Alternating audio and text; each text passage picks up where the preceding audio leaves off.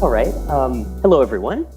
My name is Rene, and I couldn't be happier or more thankful for the opportunity of being with you here today.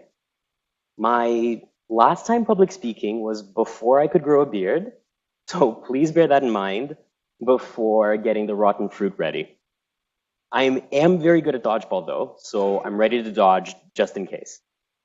So, with the obligatory haha moment behind us, I'm here to chat about coaching at Shopify. Before we dive in, though, I want to set some context around what coaching is and exactly what presumption leads a non-coach like me to come here before you to discuss coaching.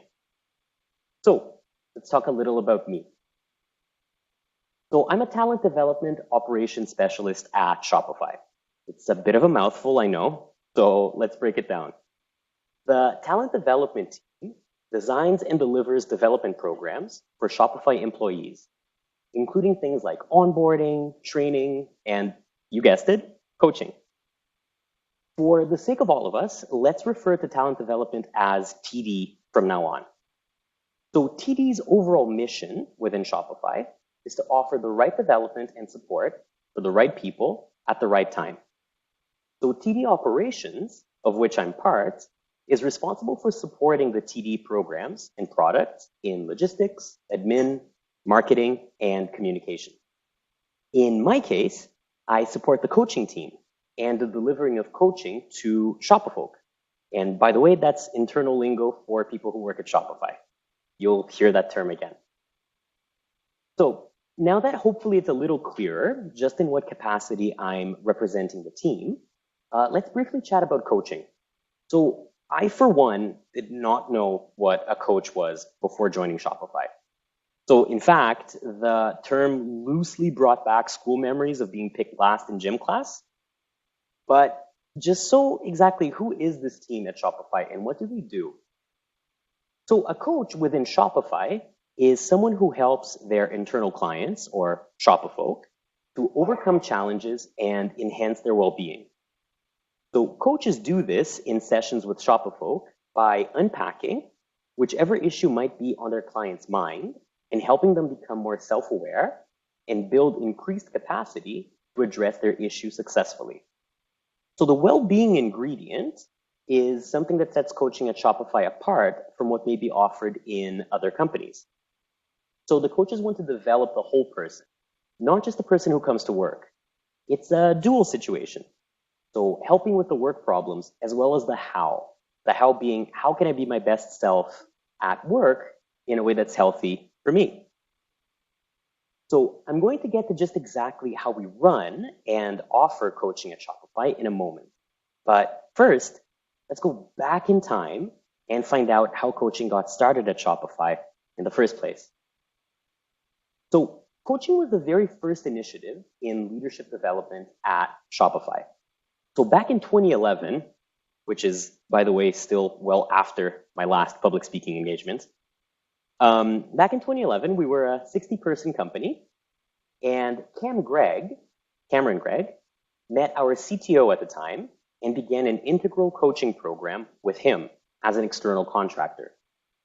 Cam was then introduced to other Shopify execs. Toby Lutke, our CEO, saw the value of coaching as a way to accelerate individual development, and he invited Cam to become a full-time employee at Shopify in 2013. Thusly, the coaching team was born. So when he joined Shopify as a full-time coach, Cam began coaching leads as well as the execs he had been previously coaching as a contractor. As the value and appreciation for coaching grew at Shopify and word about it spread, with Toby's approval, Cam piloted a project aimed at offering coaching to everyone at Shopify rather than just leads and execs. So this was the beginning of our Coach's Corner product.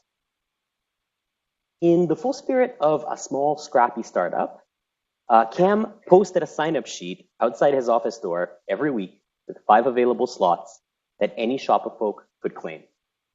An email went out letting everyone know Coach's Corner, as this had been dubbed, was ready for signups. The response was immediate, and demand began to rapidly increase as Shopify itself grew explosively in headcount. So more coaches joined the team in 2013 and the following years. So the coaching team expanded from Ottawa into our other offices so that Shopify outside of Ottawa would also have the opportunity of making use of Coach's Corner. Our first remote coach joined the team in 2016, offering coaching via Zoom to our growing remote Shopify base for the first time. Also in 2016, the coaching team was organized under a coaching director's leadership. So with the growing demand for coaching, the admin burden involved in running and offering coaching began to weigh on the team, whose time, it was thought, would be better spent coaching clients instead of worrying about admin. So that's where yours truly came in to help about a year ago. So with the growing, sorry about that. So now Shopify counts 12 full-time coaches servicing all Shopify folk around the world, both remotely and in person at our offices. So with a clearer picture of what coaching and coaches are and how it came to be at Shopify, let's now chat about how we run it. So Coach's Corner offers regular, recurrent sessions happening weekly and is available to all levels of impact within the company, from non-leads all the way to leads and execs. Non-leads are offered 30 minutes of coaching per session, but they're welcome to sign up again for a follow-up session whenever they like. Leads and above may choose to attend a 30-minute session, but they may also attend a 1-hour session instead. So every 2 weeks, I send out an email to remind Shopify there are Coach's Corner sessions available. The email links to our booking page where users can select the appropriate location for them and may proceed to book a session. Those booking pages are hosted on our local intranet, which we call the Vault, and users can visit and book anytime. When signing up, clients are asked to briefly describe what they'd like to see a coach about. They then receive a confirmation email containing a link so that they can add the session they're attending to their Google Calendar. So if attending in person, their confirmation email will contain the room they need to go to, and if attending remotely, a Zoom link. After the session happens, coaches fill in details on Airtable for our record keeping.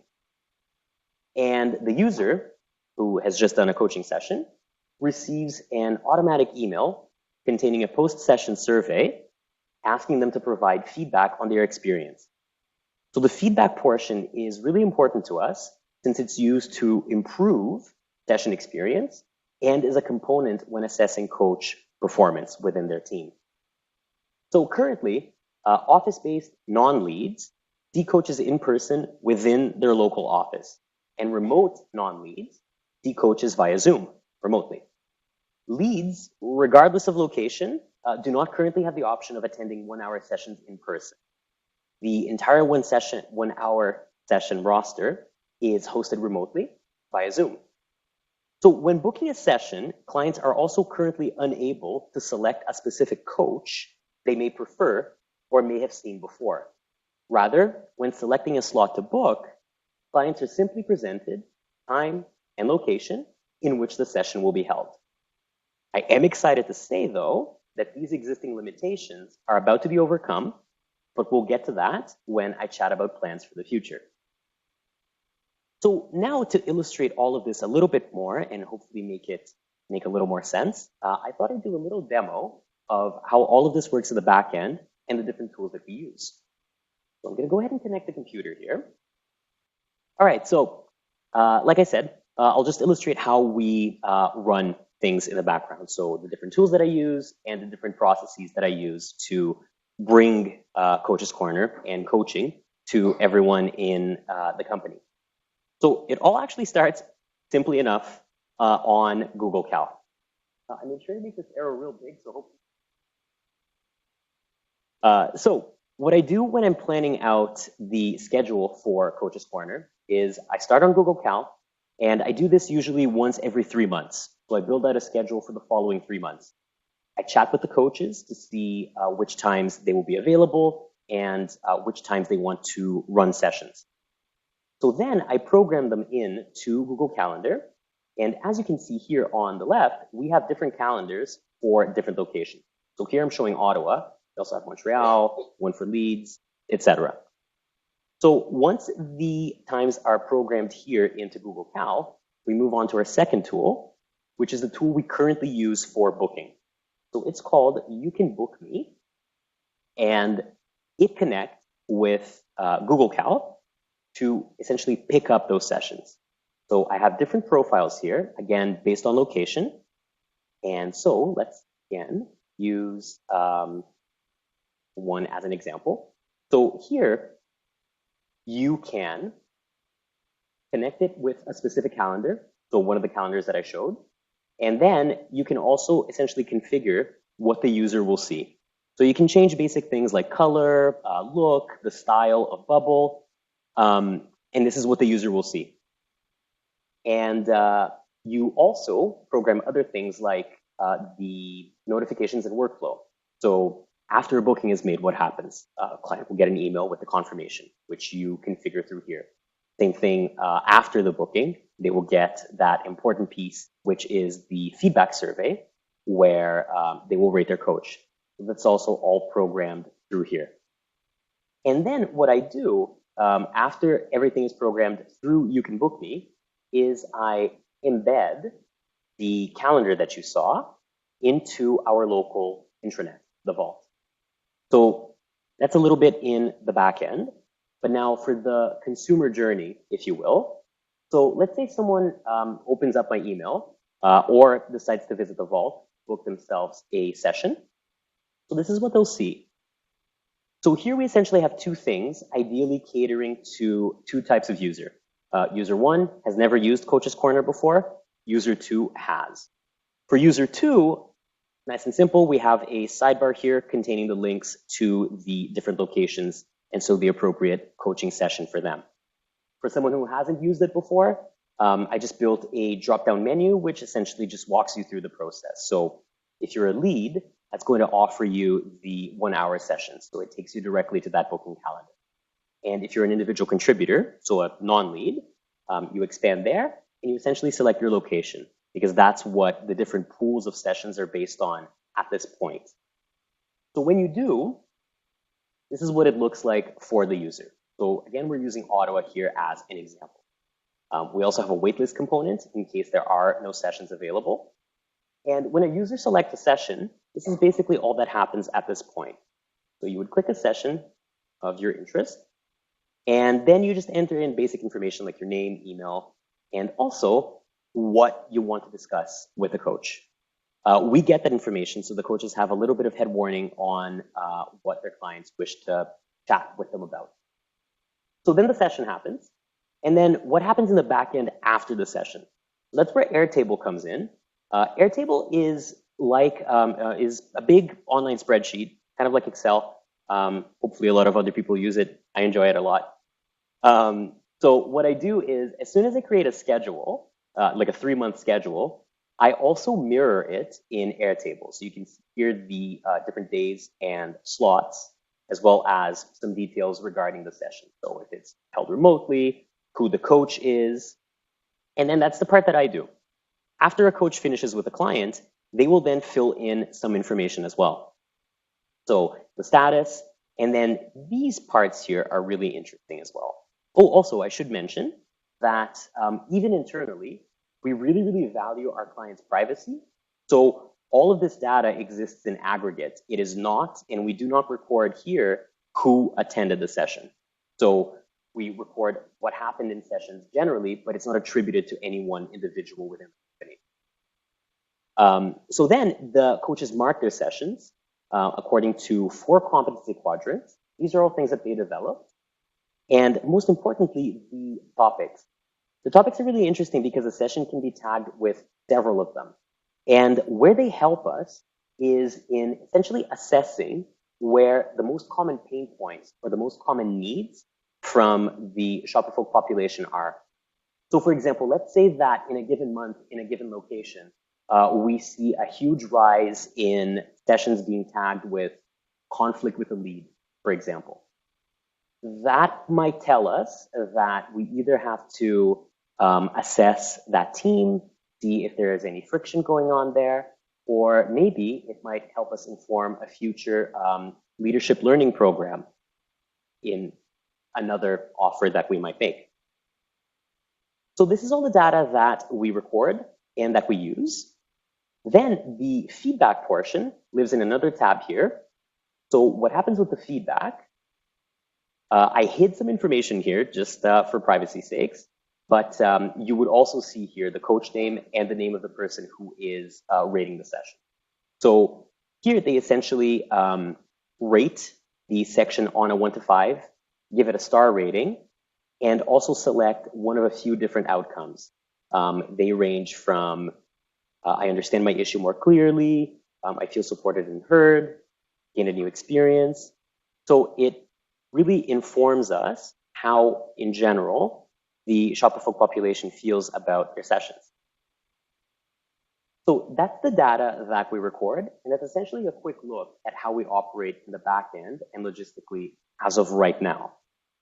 So to recap on the demo, in terms of tools, I currently use You Can Book Me for bookings in conjunction with Google Cal for setup. We use Airtable for record keeping and feedback surveys. So we've offered this year, in 2018, 1,244 sessions so far. Our booking rate currently sits at 89%, meaning 89% of our available slots are booked and attended on average. Our satisfaction rate, based on the feedback survey that I showed you, sits at 96%, which is always really nice to hear. We offer 43 slots per week across physical and remote offices. And we also have a wait list showing that in certain locations, demand is higher than supply. So taking all this into account and looking at our satisfaction and booking rates, it's clear that our audience appreciates Coach's Corner and uses it thoroughly, which is the goal. So what are we looking to improve going forward with this? Well, I'm glad you asked. So I'm focusing on two main things. Number one is giving the audience greater freedom of choice. And number two is making more efficient use of our available resources. And they're actually both interrelated. So as you saw during the demo, we currently segment our coaching resources based on location. So this means that the 6 coaches who are physically based in Ottawa generally only serve clients in Ottawa. Remote clients are only served by our 2 remote coaches, and so on and so forth. The main issue with this approach from a logistics perspective is that, let's say demand in Ottawa is lower on a given week, but demand in Toronto is very high. We're not making good use of the coaches we have available. So the Toronto waitlist might increase and Ottawa slots might go empty. At the same time, as I mentioned before, clients can currently select neither a coach nor a different location if there's no available sessions where they are. They can only enter their name onto a waitlist. So what if we combined these 2 challenges into one elegant solution? And that solution happens to be under development by someone in this very room. Hey, Marco. Marco and his team at Plus Plus are developing a customized version of their tool specifically for our needs in Shopify coaching. I can't begin to say how rewarding and interesting the collaboration process has been.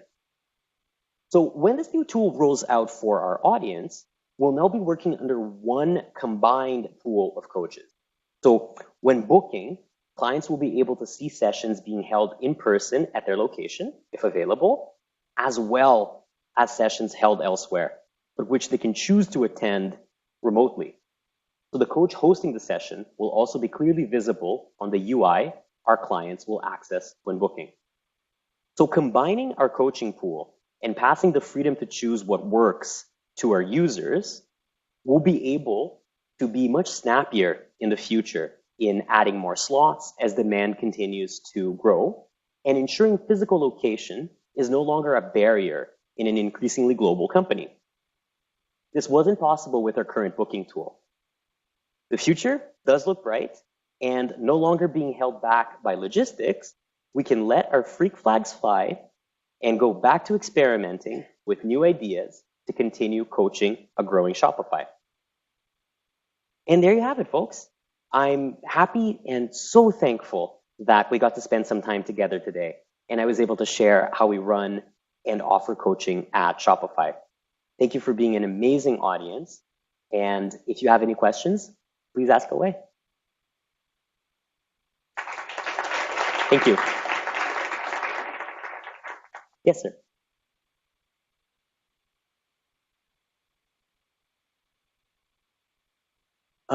Through our insurance company, actually, I don't know the answer to that question, but I can definitely get back to you on that because I'll find out for you. So an EAP. So this is just offered as part of our learning platform in general, because we consider coaching as part of continuing and ongoing development. And it's by no means mandatory. It's just something else that we offer in conjunction with our other learning programs. They kind of feed off of each other. What people can seek out on their own time outside of the company, that I'm not sure about. But like I said, I can definitely find out for you.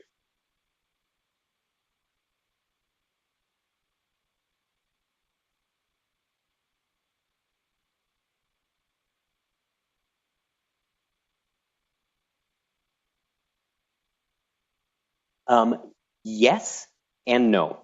So the yes portion is sometimes it does happen that during a session, a client will bring an issue to a coach that would be better addressed by a medical professional in some capacity.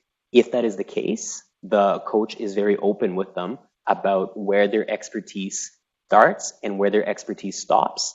And the coach is then able to recommend that they seek out the appropriate help outside of Shopify. And the coach is also able to connect them with HR so that they can find out exactly where to find that help and what they're entitled to. Yes, in the back.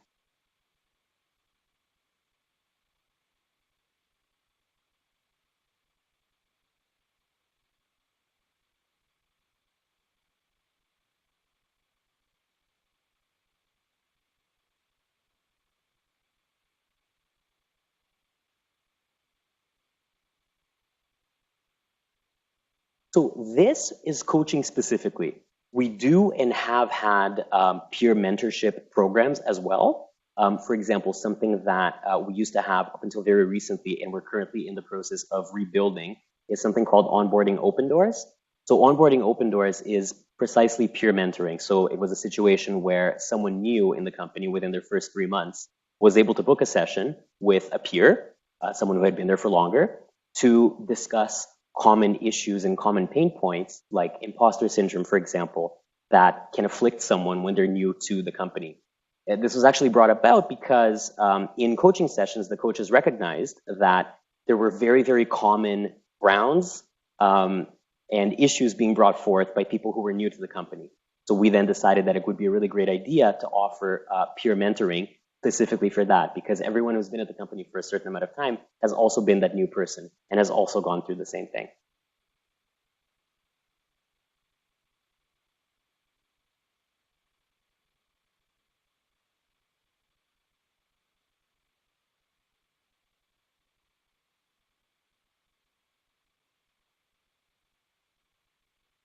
And then if I wanted help for my career development in general, do you look at that as mentoring in that perspective, or is it someone's coming in to talk about what's getting in the way for them in the moment? Meaning, is it short term? That's probably the better way to ask you. Perfect. Thank you so much. That's a really great question. So for Coach's Corner, what I described here in particular, these do tend to focus on individual sort of one-off issues, particularly because currently it's not an ongoing relationship with a coach that you develop, right? We're only just introducing the ability to pick a coach when you're booking your session. Previously, that didn't exist. So these were geared towards more isolated problems. That being said, the coaches are extremely knowledgeable about what is available at Shopify. So, and at Shopify, it's someone's lead, a very important part of their role is to help their direct reports with career progress and career development. So a coach would definitely say that to someone being coached. And if that person then explained that they weren't comfortable discussing that with their lead, the coach would help them unpack why that was the case. And then it could be taken further or explored further as well.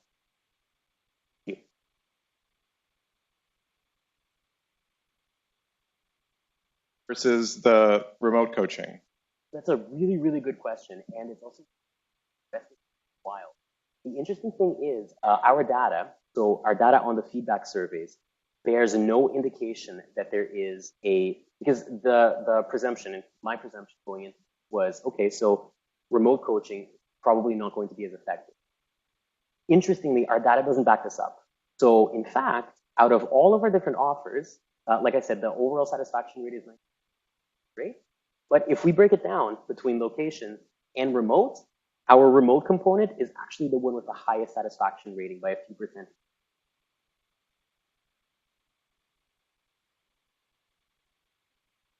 Rene, you mentioned 12 full-time coaches. Is it safe to assume they're not full-time employees? They are full-time employees. They are full-time employees. Can you speak a little bit to their development, how you get feedback about their performance as coaches, and just what it's like to even find coaches that are full-time in-house versus external? So, sorry, do you mean how the coaches are hired and how Shopify goes about finding coaches, or I just didn't fully understand the question. I apologize. Yeah, in my experience, coaches are usually external, so I'm curious about the setup having them internal. Maybe less so on the hiring front, but their development as coaches, the feedback that they get from clients.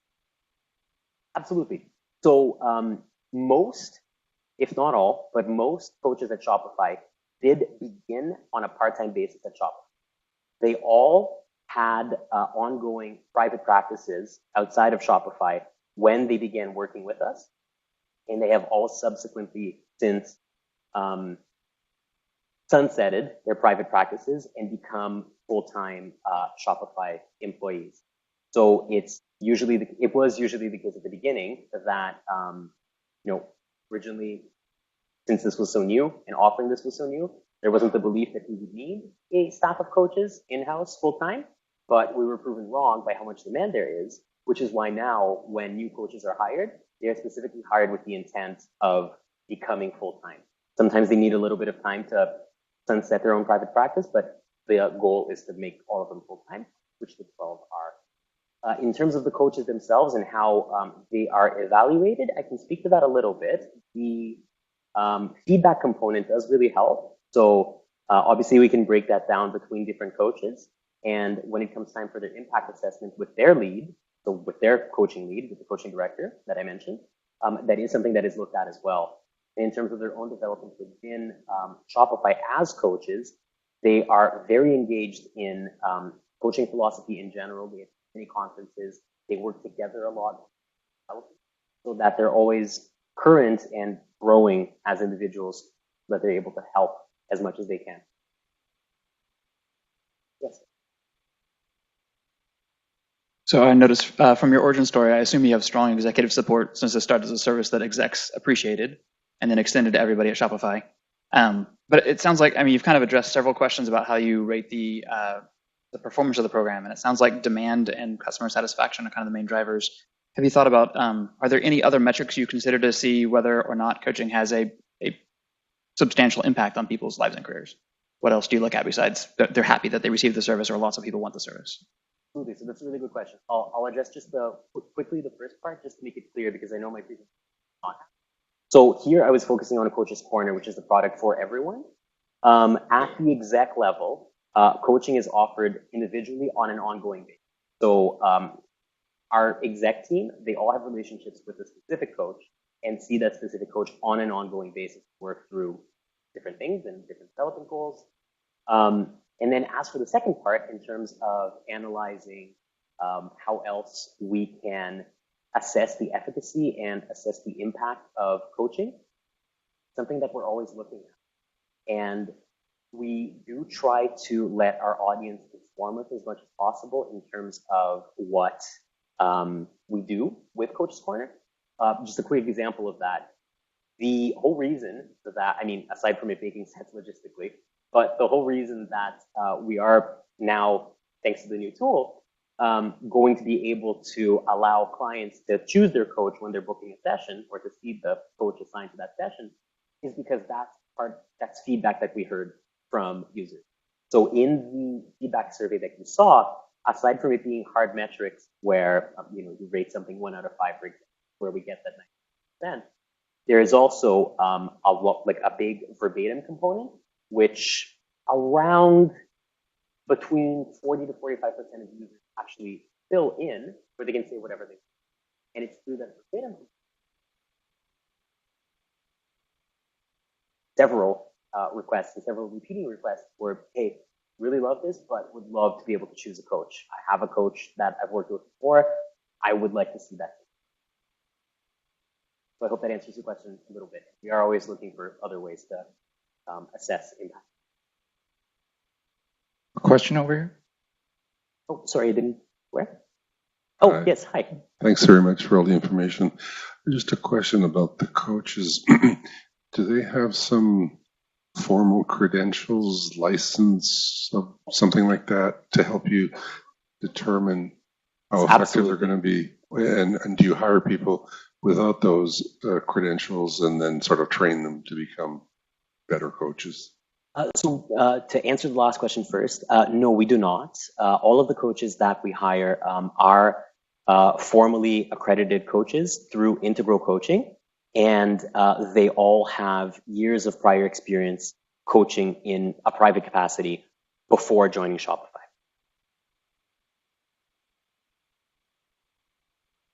I have a question. So other than the eval sheets, which you're getting 93% satisfaction, what other metrics do you look at for measuring the ROI, like on the business impact or attrition, engagement score, anything you look at?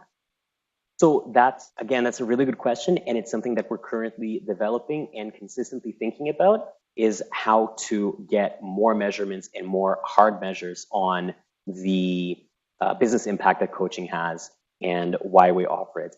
Don't have a more satisfactory answer at this point, because all of this is constant experimentation and consistently trying to make the offer better, but it's definitely something that we're focusing on because it's a really important thing. Okay, thank you guys. Thanks, Rene. Thank you all so much.